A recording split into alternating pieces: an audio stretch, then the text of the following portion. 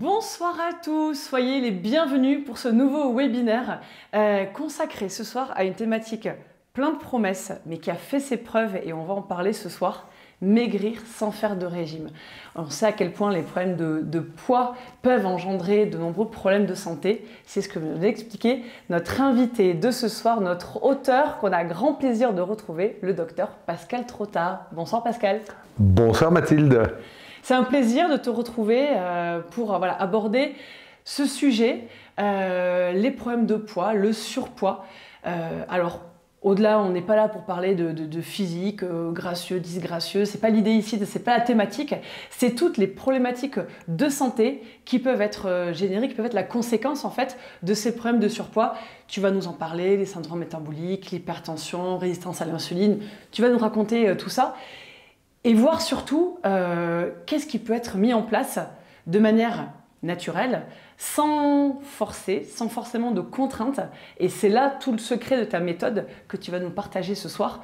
Et c'est précieux parce qu'on sait à quel point le surpoids peut être délétère pour la santé.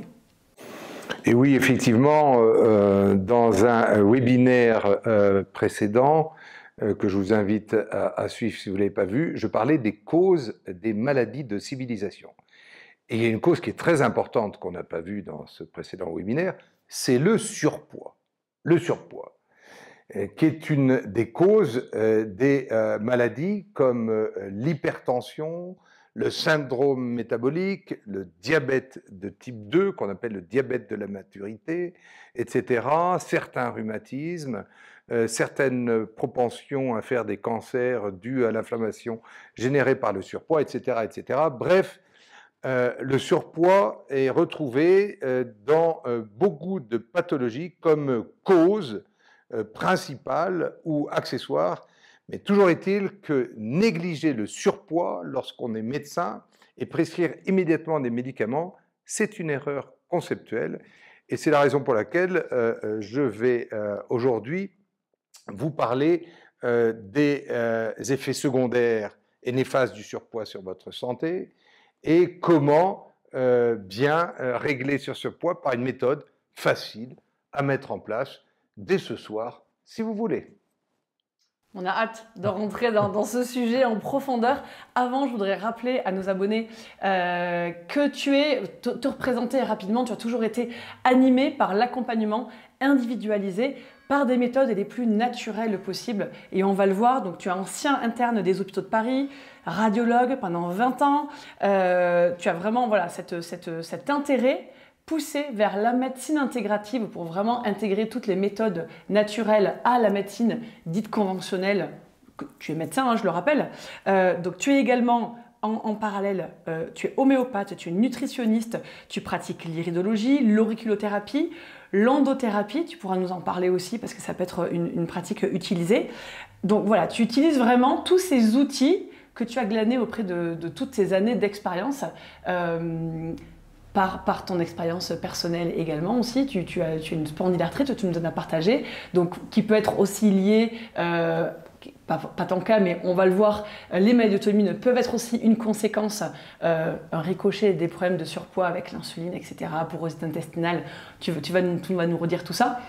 Donc en tout cas, tu as des outils, des méthodes pour accompagner une perte de poids sans entrer dans de la médication, sans entrer dans des régimes trop stricts, parce qu'on sait que le propre des régimes, c'est temporaire, ça ne dure pas. Il y a le côté il faut, et il faut sortir de ce il faut pour avoir précisément des clés qui accompagnent le quotidien. Pour entrer dans le sujet, est-ce que déjà, pour avoir une prise de conscience, tu peux nous expliquer toutes les conséquences, toutes les maladies en fait, qui peuvent être liées à cette prise de poids qui est de l'encrassage du corps finalement. Est-ce que tu peux nous en parler un petit peu avant de démarrer, pour démarrer cette thématique-là? Alors oui, il y a deux types de surpoids. Il y a le surpoids qui concerne les 3 à 4 petits kilos qu'on prend après l'été ou après des vacances où on a un peu trop mangé et ça nous donne un petit embonpoint abdominal, etc. Ça, ce petit surpoids, vous verrez qu'on peut le traiter efficacement par la méthode que je vais vous enseigner, mais vous avez le surpoids chronique, c'est-à-dire d'être au-dessus des 10 kilos de votre poids de forme Je vous rappelle qu'en gros, votre poids de forme, c'est un peu là, si vous mesurez 1,70 m, vous ne devez pas dépasser à peu près 70 kg, 73 kg. Voilà, à peu près, c'est à peu près ça. Et que, au fur et à mesure. Et pour une femme, alors, c'est un peu différent. Il faut savoir que l'homme a 10% de graisse dans son corps. C'est ce qui donne à l'homme une architecture corporelle assez sèche, alors que la femme, elle, a 20% de pourcentage de graisse dans ce corps, ce qui donne les formes harmonieuses de la femme. Et cette proportion de graisse est intelligente et voulue par la nature et le bon Dieu pour être une réserve d'hormones et de fertilité pour la femme. Un exemple précis, les femmes trop maigres à la ménopause ont beaucoup plus de risques d'ostéoporose car elles n'ont pas assez de réserve d'œstrogène dans le peu de graisse qu'elles ont. Et donc maintenir des formes féminines agréables après la ménopause est une prévention naturelle de l'ostéoporose due à la carence en hormones. Donc, il ne faut pas chercher à être trop maigre, notamment pour les femmes, et on l'a vu avec l'épidémie d'anorexie chez les mannequins, et des mannequins qui ne ressemblaient plus à des femmes et qui étaient des poteaux télégraphiques. Cette mode, je pense, est passée et qu'on revoit maintenant, et les femmes qui sont promues pour leur beauté ont généralement des formes bien féminines. Et de toute façon, quand vous interrogez les hommes, qu'est-ce qu'ils regardent en premier? C'est les formes des femmes. C'est ce qui stimule l'appétit sexuel de l'homme, c'est les formes des femmes. Et ces formes sont dues à la graisse. Et donc, avoir 20% de réserve graisseuse quand on est une femme et 10% chez un homme, c'est la norme. Par contre, ce qui n'est pas normal, c'est de dépasser de 10 kg au-dessus de sa taille. Une femme qui fait 1,60 m, si elle est à 70-75 kg, elle a des risques pour sa santé. Un homme qui a 1,80 m et qui pèse 100 kg a des risques pour sa santé car il a une dizaine, voire une quinzaine de kilos en trop. Et quel est ce risque que fait peser cet excès de matière grasse, c'est 10 à 20 kilos en trop? C'est ce qu'on appelle en médecine le syndrome métabolique, qui est un syndrome où ce surpoids entraîne une inflammation chronique à l'origine de phénomènes comme le diabète de la maturité, qui fait que vous n'avez plus assez d'insuline, votre pancréas est épuisé par la tonne de sucre qu'il a à assimiler et ne peut plus sécréter suffisamment d'insuline, et ce qui fait que le sucre monte dans le sang, et ce sucre se mélange avec des protéines et forme des molécules de Maillard qui vont encrasser, des glycoprotéines, qui vont encrasser vos petits capillaires, vos petits vaisseaux des yeux, donc peuvent vous rendre aveugle, c'est la rétinopathie diabétique, et les petits vaisseaux des reins, et vous donner une insuffisance rénale. Et enfin, boucher les petits capillaires des artères distales des pieds, donner le fameux pied diabétique, qui est une nécrose, comme une ischémie. Et donc, ce diabète dû au surpoids, s'il est mal équilibré, si on ne prend pas la peine de vous faire maigrir sans faire de régime, eh bien, vous allez avoir du mal à équilibrer le diabète par des médicaments que vous devrez prendre de plus en plus de façon fréquente et avec des doses de plus en plus croissantes. Et ces médicaments ont des effets secondaires sur le foie, notamment la metformine, qui peuvent aggraver le diabète puisque le foie règle le métabolisme des sucres. Donc, le surpoids peut être l'origine du diabète, de l'hypertension. Ne prenez pas de médicaments tout de suite si vous avez de l'hypertension et que vous avez 15 kilos en trop. Déjà, essayez de perdre ces 10 kilos et vous perdrez 1 ou 2 points de tension et vous n'aurez peut-être pas besoin de prendre de médicaments.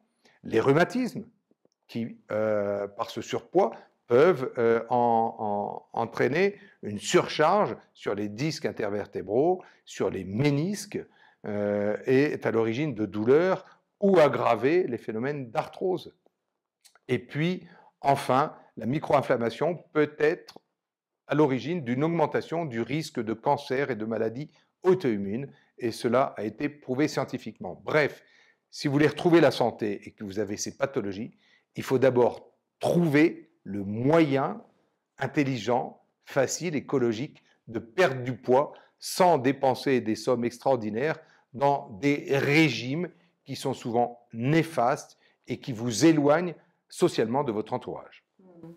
Mais c'était bien qu'il faut démarrer, tu refasses ce point, parce que l'idée n'est absolument pas de faire peur, évidemment, puisque derrière, tu nous proposes plein de solutions qui fonctionnent.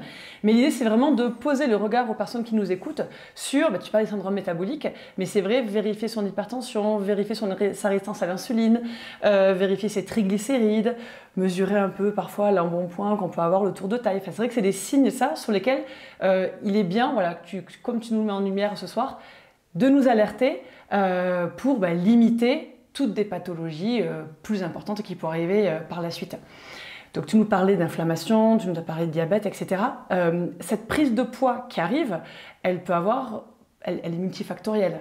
Elle peut avoir plusieurs origines. Est-ce que tu peux nous parler de différentes origines qui peuvent mener subitement ou chroniquement, tu nous as parlé de cette prise de poids? Alors la prise de poids, elle est à la fois génétique et environnementale. La pression génétique, dans les milliers d'années qui nous ont précédés, a sélectionné les gènes de surpoids.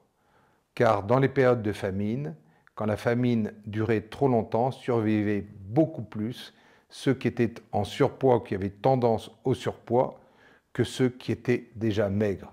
Donc il y a une sélection naturelle qui s'est faite dans l'espèce humaine qui fait qu'à peu près 60 à 70% de la population a des gènes favorisant le surpoids. Et la sédentarité de nos sociétés occidentales modernes a aggravé de facto cette possibilité, cette faculté génétique qu'ont les gens à être en surpoids quand ils se dépensaient, qu'autrefois, jusqu'au XXe siècle, 50% de la population était rurale et se dépensait physiquement dans les champs, ce surpoids n'apparaissait pas. Le déplacement des populations rurales dans les petits appartements, dans les banlieues des villes et des métiers de plus en plus sédentaires et l'absence d'activité physique a fait que, à côté d'une alimentation qui se dévitalisait de plus en plus, le poids n'a cessé d'enfler et d'augmenter, à tel point qu'un auteur, Weil, a écrit un livre passionnant qui s'appelle « Tous gros demain », où on voit sur la couverture un homme préhistorique, petit, maigre, etc., l'homme du 19e siècle, costaud, fin, etc. Et puis l'homme du 20e, 21e siècle, avec son gros bidon. Une cause très importante du surpoids, c'est la malbouffe. Prenons l'exemple des États-Unis d'Amérique, où la junk food est à l'origine d'une épidémie d'obésité qui risque de mener à la ruine cette nation. Un journaliste s'est essayé à manger matin, midi et soir pendant plus d'un mois cette junk food. Et il en a sorti un film qui s'appelle Super Size Me, qui, comme son nom l'indique, montre qu'au fur et à mesure qu'il consommait cette junk food matin, midi et soir, son tour de taille augmentait, son poids augmentait, et parallèlement, puisqu'il faisait des prises de sang associées, son taux de cholestérol, son taux de sucre augmentait parallèle à l'augmentation de son tour de taille et de son poids. Cela montre à quel point l'alimentation est capitale pour maintenir un poids équilibré. Soit vous choisissez l'alimentation rapide, la junk food, et à ce moment-là, vous allez grossir. Regardez l'exemple des États-Unis. Soit vous choisissez, à l'inverse, l'alimentation crétoise, japonaise, chinoise ou française gastronomique du Sud-Ouest, par exemple, en faisant attention, bien évidemment, mais vous allez garder un poids équilibré. Donc finalement, ce n'est pas tant la sédentarité qui fait grossir, parce qu'il y a beaucoup de sédentaires qui mangent très bien, qui gardent un poids équilibré. C'est la malbouffe associée à la sédentarité. Et donc c'est très important, si vous voulez contrôler votre poids, de d'abord contrôler votre alimentation plus que votre activité physique.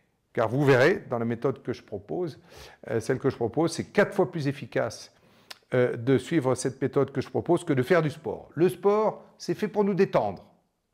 Ce n'est pas forcément fait pour maigrir, parce que souvent, le sport ouvre l'appétit. Attention. Donc le sport, c'est fait pour se détendre. Et si on est détendu, généralement, on a peut-être moins tendance à compenser par l'alimentation. Oui. On va reparler des méthodes et des techniques, et tu vas nous redire. Donc là, différentes causes. Tu nous as parlé des causes génétiques, des causes de sédentarité et de la malbouffe à mettre, alors plutôt selon toi, malbouffe et après sédentarité.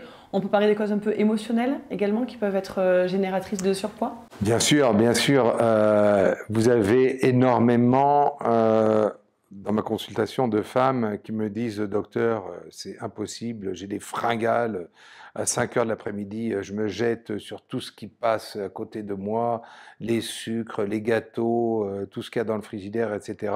C'est incontrôlable, incoercible, je ne peux pas faire autrement. » Eh bien sûr, ça, il faut le prendre en compte.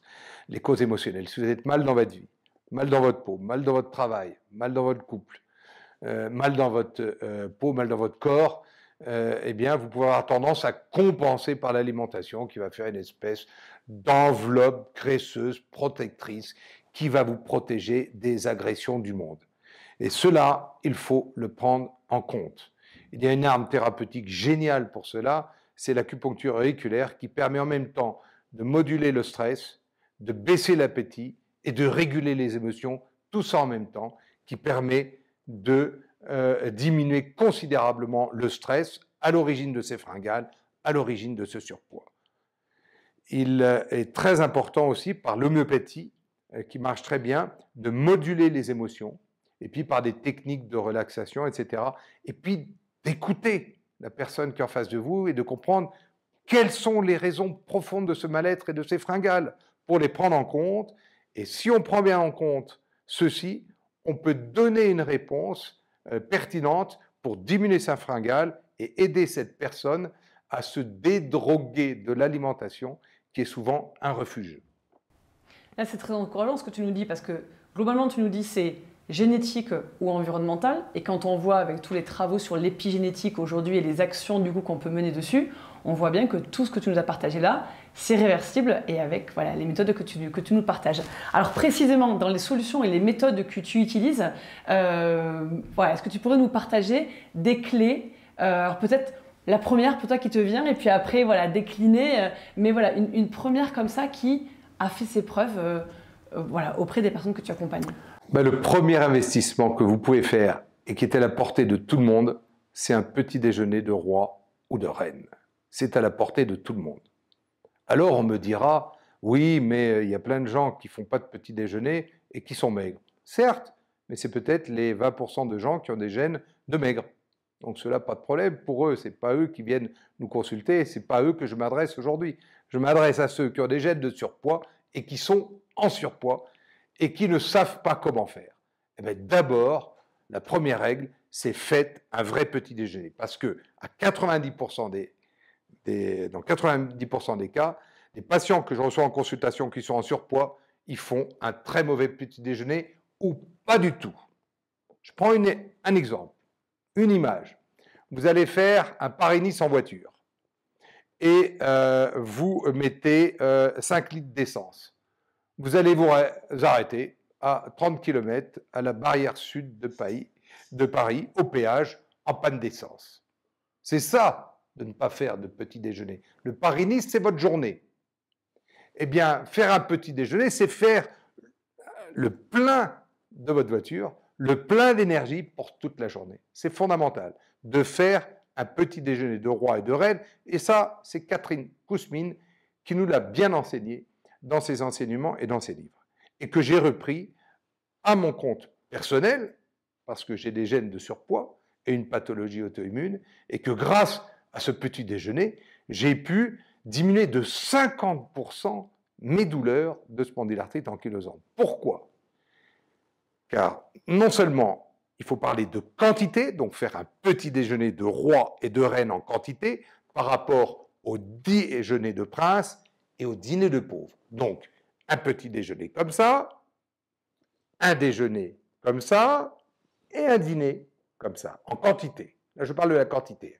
Hein. Roi, reine, prince, princesse, pauvre, pauvrette. Donc, la plupart des calories, on les prend le matin au petit déjeuner. Ça, c'est la quantité. Et ensuite, la qualité de votre petit déjeuner. Si vous prenez pain, beurre, confiture, verre de lait ou café au lait, vous avez tout faux.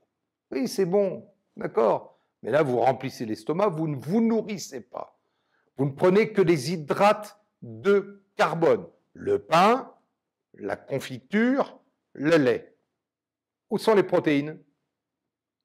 Où sont les graisses et les lipides dont vous avez besoin? Et en fait, le petit déjeuner, il doit être gras et protéiné. Parce que si vous prenez qu'un petit déjeuner à base d'hydrates de carbone, des céréales, du pain, des fruits, un jus de fruits, des croissants, des viennoiseries, votre taux de sucre va monter comme ça dans le sang, très rapidement de 8 à 9, et ensuite va baisser très brutalement pour descendre en dessous et vous mettre en hypoglycémie à 10-11 heures. C'est ce qui explique les fringales entre le petit déjeuner et le déjeuner, et surtout qui explique les fringales à 17 heures. La plupart des gens qui ont des fringales, et des femmes qui ont des fringales à 17 heures, c'est parce qu'elles n'ont pas fait de petit déjeuner ou qu'elles n'ont donné que des hydrates de carbone à leur petit déjeuner. Donc, on parle de quantité, mais aussi on parle de qualité. Donc, la première chose à faire, c'est un vrai petit déjeuner de roi ou de reine, avec un petit déjeuner essentiellement gras et protéiné. C'est important que tu poses ces bases, parce qu'effectivement, petit déjeuner, rappeler quel petit déjeuner, ne pas engloutir des aliments, comme tu viens de les citer, qui sont plutôt délétères. Et puis, tu parlais de ces fringales, donc qui dit fringales dit hypoglycémique, comme tu l'as dit, donc qui dit pic d'insuline aussi. Et tu en parlais en début de ce webinaire de l'importance d'avoir une insuline la plus régulière possible, et non pas faire ces grands rythmes, qui contribue aussi à rendre le poids chronique, à la prise de poids chronique, et puis qui est inflammatoire. Enfin, tu nous as expliqué tout ça. Donc, c'était vraiment important que tu nous refasses ce point-là. Tu parlais du coup en donnant les petits gestes, donc grand le matin, moyen le midi et petit le soir. Je te suis assez dans l'esprit parce que effectivement, le petit déjeuner donne la direction de la journée. Et je me fais un peu l'avocat du diable. Je me dis, socialement, le fait de ne pas manger ou peu manger le soir, voilà. Est-ce que c'est facile? Comment est-ce que les patients qui viennent te voir suivent en ce degré d'observance en suivant ce que tu dis? Alors c'est une très bonne question et j'ai une certaine expérience en la matière puisque j'arrive à faire maigrir les Basques. Hein, le Basque, c'est le plus vieux peuple d'Europe, groupe sanguin O, une ossature solide, un poids moyen de 90 kg pour les hommes. Donc quand les hommes basques en surpoids viennent me voir, ils ne sont pas à 90 kg, ils sont à 110, 120, 130 kg. Et j'arrive à les faire maigrir sans faire de régime. Donc j'ai une certaine expérience là-dedans, plus une expérience personnelle, car j'ai tendance à prendre du poids, et dans ma maladie auto-immune, à chaque fois que je prends du poids, j'ai une poussée et je déprime. Et donc je dois bien prendre en compte personnellement ceci pour moi-même, et c'est pour ça que j'arrive à convaincre mes patients, parce que je l'applique à moi-même. Médecin, guéris-toi toi-même. Et l'adage que je suis, et qui peut permettre de convaincre mes patients, puisque j'explique à moi-même les préceptes que je leur conseille. Contrairement au docteur Knock, ou aux célèbres caricatures de Daumier, qui montrait le médecin obèse, qui tend son patient sur le pas de la porte au XIXe siècle avec la vessie de glace sur la tête et le thermomètre dans la bouche. Et le médecin disait à son patient, bon écoutez, la diète, des bouillons pendant 15 jours, etc., je vous laisse, on m'attend au restaurant. Voilà les caricatures de Daumier qui m'ont marqué sur l'hypocrisie de donner des conseils qu'on n'applique pas soi-même. Donc, ce qui est très important, c'est de comprendre que ce que je vous dis là, de faire un petit déjeuner de roi, de faire un dîner de pauvre, c'est parce que si vous avez du surpoids, si vous consultez, si vous regardez cette vidéo, que vous êtes intéressé, c'est que ce surpoids vous donne des inconvénients qui dépassent maintenant les avantages de dîner, etc. Donc, tout cela, c'est une question de choix personnel. Qu'est-ce qui est plus important pour vous? de dîner socialement en famille et de rester gros, ou alors de faire pendant un certain temps quelques efforts, de rééquilibrer un peu l'équilibre de la nutrition au sein de la journée pour maintenir une vie sociale, mais non pas dîner 7 fois par semaine, mais peut-être 2 ou 3 fois, et de retrouver petit à petit la santé. Bref, c'est une histoire de diplomatie, de compromis, comme est la vie. On ne peut pas tout. Des gens qui viennent me voir, ou des femmes qui me disent « Docteur, mais oui, moi ça c'est impossible. Quand je rentre le soir, je dîne avec mon mari, c'est le seul moment de bien qu'on a ensemble parce qu'on a chacun une vie professionnelle difficile. » Mais gardez cela. Gardez cela. Moi, je suis pour la paix des ménages. Si c'est le seul moment où vous parlez ensemble, gardez-le. Mais alors, ne me demandez pas de vous faire maigrir ou l'impensable si vous continuez à faire des dîners qui vont vous encrasser, vous allez stocker le gras la nuit, parce qu'on stocke la nuit. Le jour, on dépense les calories, mais la nuit, on ne dépense rien, donc si on dîne trop, on stocke. C'est mathématique, c'est comme ça. Et donc, si on veut bien maigrir, il faut bien prendre conscience que le dîner qui est socialement riche est médicalement parfois un peu dur à assimiler, à digérer, et on stocke le soir. Donc, ce que je veux vous enseigner et que vous puissiez comprendre, c'est que vous pouvez le faire, mais je ne suis pas là pour vous séparer socialement de votre famille, de vos amis. Mais je vais vous expliquer comment garder une bonne vie sociale tout en gardant un ventre assez plat et prévenir les maladies de demain. C'est possible. En tant que landaise avec des origines basco-béarnaises, j'étais attentive à ce que tu disais. Non, mais c'est très intéressant. Puis je rebondis, petite parenthèse par rapport à ce que tu partageais sur donc, cette alimentation qui contribue aussi à faire baisser l'inflammation et qui a une action aussi sur les maladies auto-immunes. Parce que là, on parle du poids, bien sûr, et c'est important, c'est le sujet de ce soir, mais c'est aussi souvent lié. Souvent, il peut y avoir des pathologies auto-immunes liées à des problèmes de poids, liées à tout ce que tu viens de dire. Et donc, là aussi, il y a une action sur les maladies auto-immunes où on éteint en fait les symptômes. Tu en parlais avec ta propre expérience. Et ça aussi, enfin, voilà, c'est capital. C'est une pépite ce que tu nous dis là. Oui, je l'ai constaté pour moi quand, à chaque fois que je prends du poids. Je l'ai constaté récemment, là, au mois d'avril dernier, j'ai fait une poussée de ma spondylarthrite ankylosante, et dans toutes ces maladies auto-immunes, quand il y a une poussée, il y a souvent une déprime associée. Et donc je me suis isolé, et pendant un mois, j'ai arrêté de dîner tous les soirs. Tous les amis qui m'appelaient, mais pourquoi tu ne viens pas, etc. Non, non, je suis malade, je me soigne.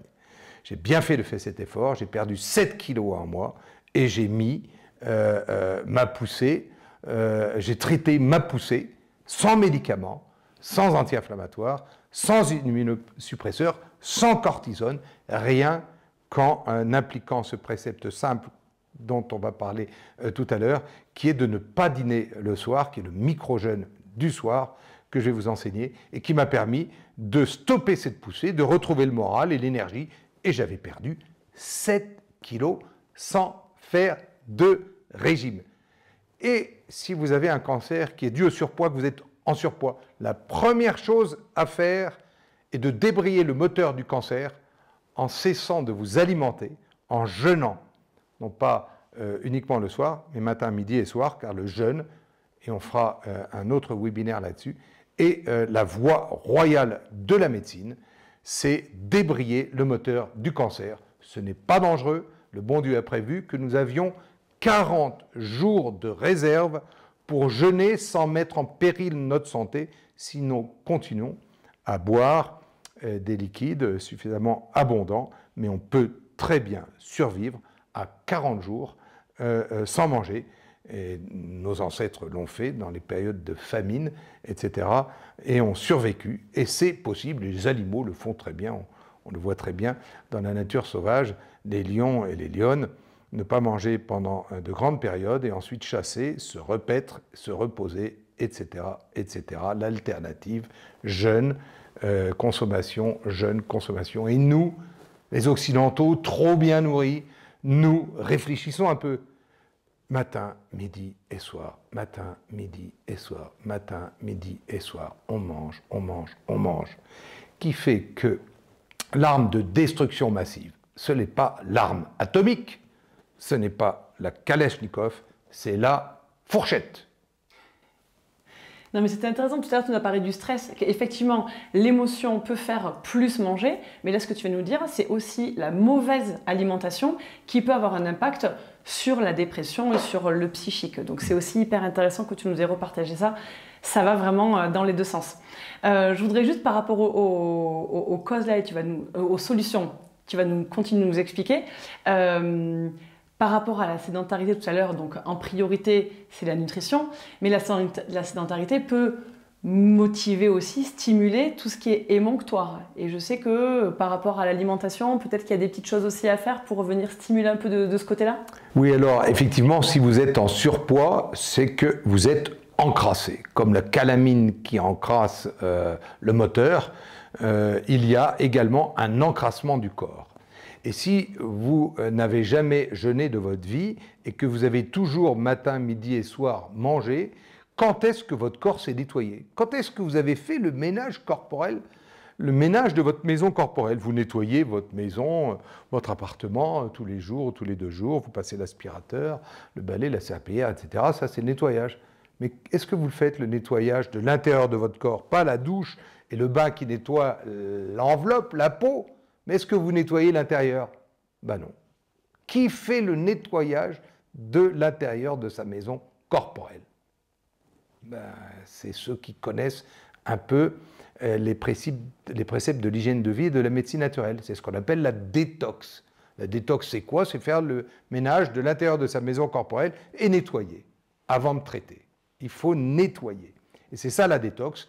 Et l'avantage du micro-jeûne, c'est que ça permet une détox encore plus puissante. Le micro-jeûne du soir que j'enseigne, c'est la détox et l'amaigrissement en même temps. C'est tout bénéfique.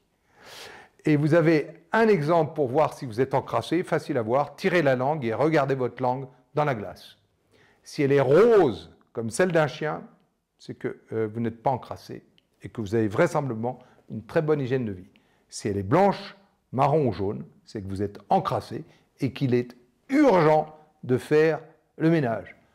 La couleur de la langue, si c'est jaune, l'enduit, jaune, blanc ou marron, c'est la poussière qui s'est accumulée dans votre maison corporelle et que vous n'avez jamais nettoyée. Il est donc grand temps de faire un grand nettoyage qu'on appelle, nous, une détox.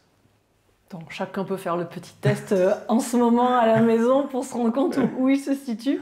Non mais c'est intéressant de venir stimuler un peu les émonctoires. Donc le micro-jeûne dont tu partages, quand tu nous parlais à l'instant, un petit peu de marche aussi. C'est vrai que la sédentarité, ça va quand même aider à venir aider à détoxifier un petit peu. Peut-être des plantes aussi peuvent venir un peu aider à stimuler? Alors, je vais vous expliquer, si vous êtes d'accord, si vous êtes prêts à me suivre, comment pratiquer ce micro-jeûne facilement. D'abord, vous faites un vrai petit déjeuner de roi ou de reine. Ce petit déjeuner doit contenir plus de gras et de protéines que de sucre. Si vous aimez le pain, une petite tartine, si vous aimez les céréales, des petites céréales, pourquoi pas, les fruits, pourquoi pas, mais rajoutez systématiquement du gras et des protéines. Œufs à la coque, œufs brouillés, tortilla, avocat, jambon, caillé de brebis, fromage de chèvre, fromage de brebis, noix, etc. Il y en a même qui mangent des sardines le matin, d'autres de la dinde, d'autres du poulet, d'autres un vrai repas ouvrier avec un dîner à la place du petit déjeuner, etc.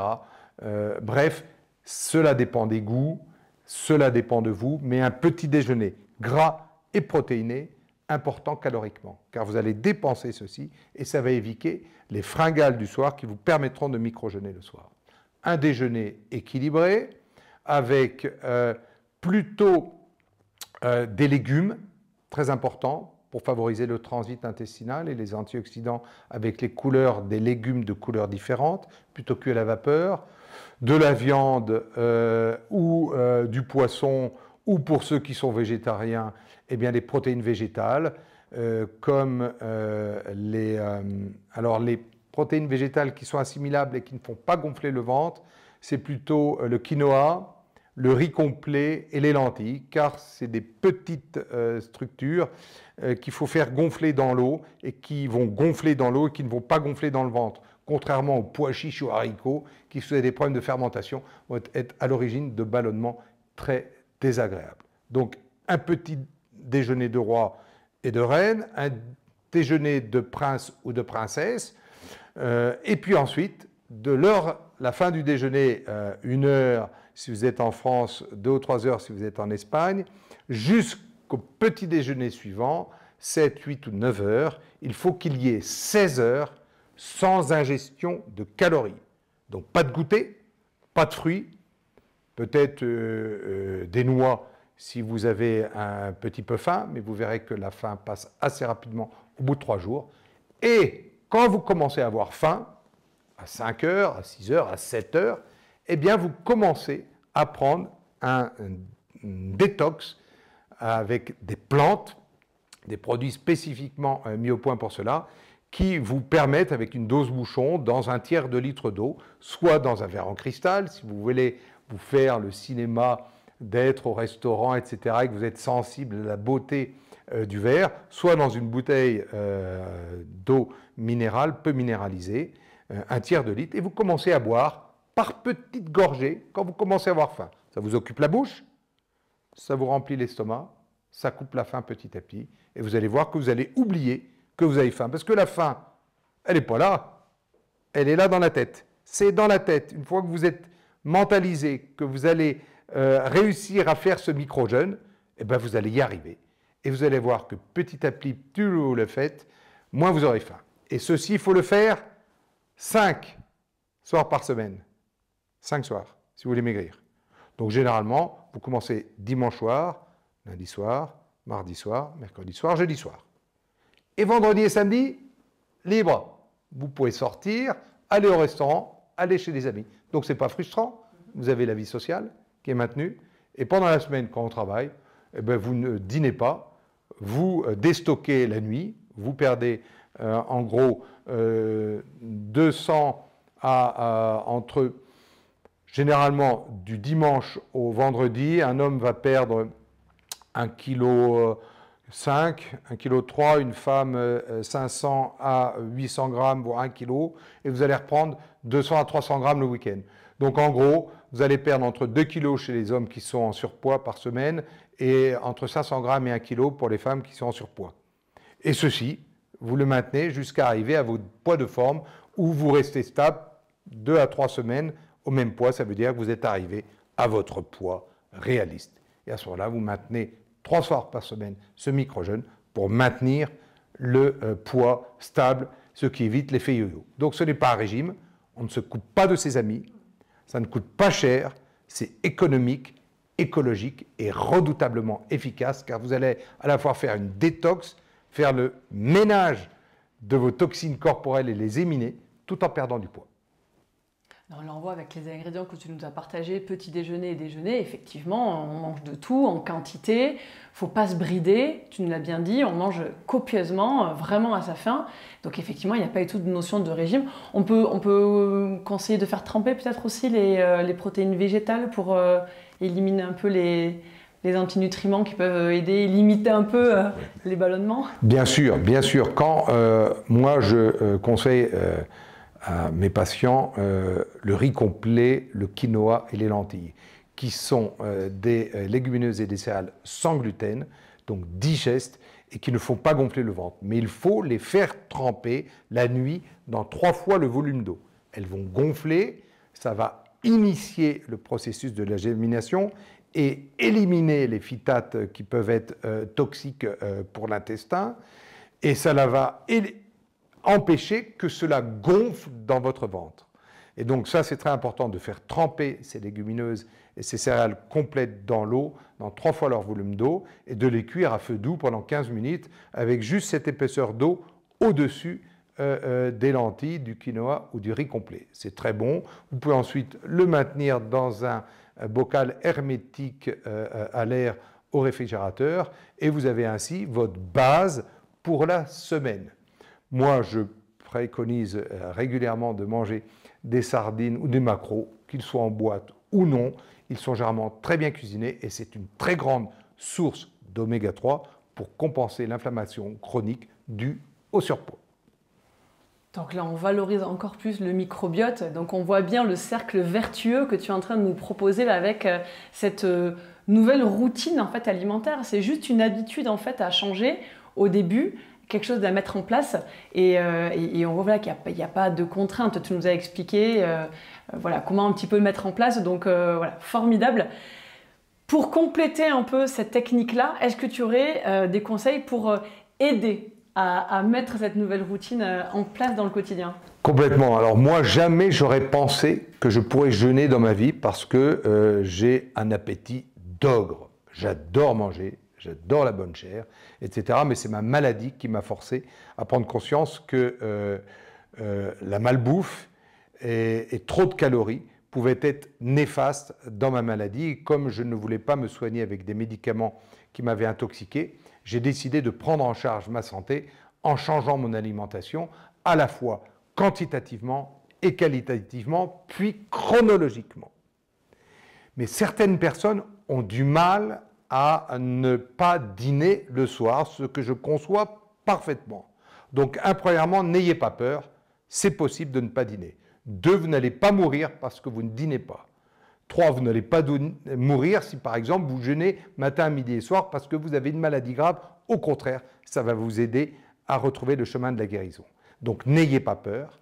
Et deuxièmement, si vous avez trop d'émotions négatives, trop de fringales, une technique que je maîtrise très bien est l'acupuncture auriculaire qui permet à la fois, en traitant l'oreille, avec des petits patchs ou des petites billes spécialisées, de baisser tout de suite le stress, immédiatement parce que c'est électrique et ça agit sur le cerveau, de baisser l'appétit et les fringales et de moduler les émotions qui sont souvent à l'origine de ces fringales. Donc si vous avez vraiment des difficultés à ce moment-là, il faut consulter le spécialiste par cette acupuncture auriculaire pour pouvoir baisser le stress, baisser l'appétit et moduler les émotions. Et puis, enfin, il faut se préparer mentalement. Donc, généralement, vous avez 2 à 3 jours pour vous préparer mentalement à faire un petit déjeuner que vous allez augmenter sur les 2 ou 3 jours, augmenter la dose du déjeuner et petit à petit baisser la dose du dîner jusqu'à 3 jours après, ne plus dîner. Et vous verrez, c'est possible. Et vous serez tellement contente de vous et content de vous parce que vous avez réussi quelque chose que vous pensiez qui était impensable. C'est possible, moi je l'ai fait. Si je l'ai fait, vous pouvez le faire. Et si les Basques et les Landais le font, vous pouvez alors sans problème le faire. Je me permets de revenir sur une de techniques que tu viens de partager parce que c'est singulier, on n'entend pas tous les jours, voilà, elle n'est pas abordée régulièrement, cette technique de l'auriculothérapie. Est-ce que tout le monde peut la pratiquer? Est-ce qu'il y a des contre-indications ou est-ce que chacun peut venir stimuler 1 ou 2 points pour venir un peu soutenir le sujet de ce soir? Alors, la neuroacupuncture auriculaire est reconnue par l'OMS comme The French Medical Acupuncture. Cocorico, c'est une acupuncture française rationalisée par le docteur Nogier dans les années 60-90 à Lyon et qui a ses lettres de noblesse. C'est une réflexothérapie très facile à enseigner et à pratiquer. Elle est réservée aux médecins si l'on pratique l'acupuncture avec des clous ou des aiguilles, mais elle peut être pratiquée par tout le monde, les naturopathes, les ostéopathes, les infirmières, les mères de famille et tous ceux qui veulent prendre en charge la santé si on utilise des petits patchs, des petites billes qui n'ont pas d'effet secondaire et qui ont parfois le même effet que ces aiguilles. Et c'est ce que j'enseigne et que je vais enseigner dorénavant à ceux qui souhaitent en savoir plus, comment mettre le patch, la bille, où le mettre, quand le mettre, comment il faut faire. C'est facile, c'est une acupuncture qui est ouverte à tout le monde, contrairement à l'acupuncture chinoise, qui nécessite des mois et des années d'expérience pour pouvoir être pratiquée. Cette neuroacupuncture auriculaire française, pour des choses simples comme traiter le stress, baisser l'appétit, réguler les émotions, c'est faisable. Il y a 3 points à connaître. Si on fait un schéma d'oreille et qu'on vous montre de façon précise, vous saurez le faire vous-même. Et vous pourrez, pour votre enfant, s'il a des douleurs de ventre dues aux émotions, mette un petit patch ici sur ce lobe frontal qui est représenté dans le lobule en avant, etc., qui est la représentation du cerveau dans l'oreille. Eh bien, vous pouvez moduler les émotions aussi de votre enfant. C'est possible. Ça vous permet de gagner un temps colossal, d'éviter le recours à des médicaments chimiques souvent intoxicants, et ça permet de traiter les émotions, de réguler des hormones, de baisser l'appétit, de traiter des douleurs, de traiter le stress, etc. C'est exceptionnel, c'est la meilleure arme thérapeutique que j'ai et que je veux vous enseigner et que j'ai apprise en 30 ans de médecine. On peut le faire sur soi-même? Tu parlais de le faire sur des proches, une mère avec ses enfants, on peut se le faire? Oui, alors moi quand j'ai une poussée de spondylarthrite, récemment j'ai eu une poussée de spondylarthrite sur l'épaule droite où je ne pouvais plus lever l'épaule droite, eh bien oui, on peut le faire devant la glace, mais maintenant moi je le fais comme ça, je me mets des petits patchs, les ASP c'est un peu plus difficile parce que ça glisse, et je me le mets, oui, quand j'ai vraiment mal, je m'auto-soigne moi-même, ça me permet de ne pas prendre de cortisone ou d'anti-inflammatoire. C'est une béquille écologique, il n'y a pas d'effet secondaire. Le seul effet secondaire que vous pourriez avoir, c'est l'infection du clou ou l'hématome du clou quand vous avez piqué quelqu'un sous anticoagulant qui ne vous l'a pas dit, mais il suffit de presser et en 5 minutes c'est terminé, ou l'infection si le patient garde le clou plus d'1 mois dans l'oreille. À ce moment-là, la peau peut venir réépitaliser au-dessus du clou qui peut s'infecter, mais c'est rarissime, etc. Il suffit d'enlever le petit clou avec une pince à épiler, de mettre de l'alcool. C'est les seuls effets secondaires, mais c'est sans commune mesure avec les effets secondaires des médicaments chimiques beaucoup plus intoxicants. Là, tu auras un point, par exemple, à nous partager. Alors, il faut un outil, j'imagine, mais est-ce que simplement en pinçant, on peut déjà peut-être stimuler une zone par rapport à la perte de poids ce soir? Est-ce qu'il y aurait un point que tu pourrais nous partager? Écoutez, d'abord, le premier point qu'il y aurait à faire, c'est les émotions. Voilà. Alors, vous avez ici le lobule de l'oreille. Le lobule de l'oreille, vous voyez, c'est là où on accroche les boucles d'oreilles. Et d'ailleurs, la boucle d'oreille, on l'accroche au milieu. Et les pirates accrochaient un anneau d'or au milieu correspondant à l'œil directeur, car ils avaient constaté que quand ils mettaient une boucle d'oreille en or sur le lobe droit, quand leur œil directeur est droit, ils voyaient beaucoup plus loin les bateaux ennemis. Et l'on sait maintenant que le point du centre du lobule est le point de la vision et le point maître sensoriel. Et donc en avant du centre du lobule, à l'accroche de l'oreille du lobule sur la joue, vous avez le lobe frontal, qui est le lobe des émotions. Et bien en avant, là, vous mettez une petite bille où vous pincez, et souvent c'est sensible, et bien ça vous permet de moduler les émotions et de faire en sorte que ces émotions négatives ne vous submergent pas. Donc un premier point ici, c'est celui-là. D'ailleurs, Napoléon, que faisait-il pour encourager ses grognards? Il tirait l'oreille. Je suis content de toi. En tirant l'oreille, il stimule le lobe et stimule l'encouragement et le côté positif, etc. Donc vous avez ici ce lobule, vous pouvez stimuler votre mémoire en vous faisant des massages d'oreille comme cela, ou appuyer entre le pouce et l'index à l'avant du lobule pour moduler vos émotions. Voici un premier point qu'on peut apprendre pour moduler les émotions. Il est accessible à tous. Après, les autres points sont un peu plus compliqués, mais si je vous montre bien sur un schéma, qu'on vous montrera plus tard si vous le souhaitez, comment traiter le point du stress, qui est facile à traiter, et le point de l'appétit, qui est plus difficile à trouver. Là, je ne peux pas vous le montrer, parce qu'il faut avoir un gros plan bien large avec une bonne vidéo, mais je vous le montrerai où est le point de l'appétit, et je vous montrerai comment et qu'est-ce qu'il faut mettre pour, en appuyant et en laissant quelque chose pendant 1 mois sur le point de l'appétit, vous baissez l'appétit, et donc le micro-jeûne est beaucoup plus facile à faire. Bon, en tout cas, là, tu viens de nous partager déjà une pépite absolue avec ce point en complément voilà, de cette routine alimentaire que tu as mis en place, là, que nous as partagé en nous détaillant les aliments et la chronologie finalement de la journée, comment les présenter. Et puis ce point-là, ça c'est facile, tout le monde peut le faire. De temps en temps, ça calme. Quand on voit le lien avec les émotions et le rapport, la relation avec l'alimentation, voilà, c'est précieux ce que tu nous as partagé là ce soir. Merci infiniment. Donc, vous l'avez compris, si vous voulez aller plus loin dans la formation, aller plus en détail. Alors là, on a parlé aujourd'hui de la perte de poids, mais la formation que tu proposes, elle traite de nombreux sujets. Elle va reprendre l'auriculothérapie, elle parle de l'immunité, elle parle des maladies auto-immunes, tu parles de cancérologie, tu parles du microbiote. Enfin voilà, elle reprend de nombreux thèmes. Donc si vous souhaitez aller plus loin dans cette formation-là, voilà, vous avez cette offre qui s'affiche en ce moment à l'écran. Vous recevrez, quoi qu'il en soit, le replay du webinaire de ce soir avec tes conseils passionnants que tu nous as prodigués. Merci encore, c'était captivant. Et puis, on voit, il n'y a pas de régime en fait.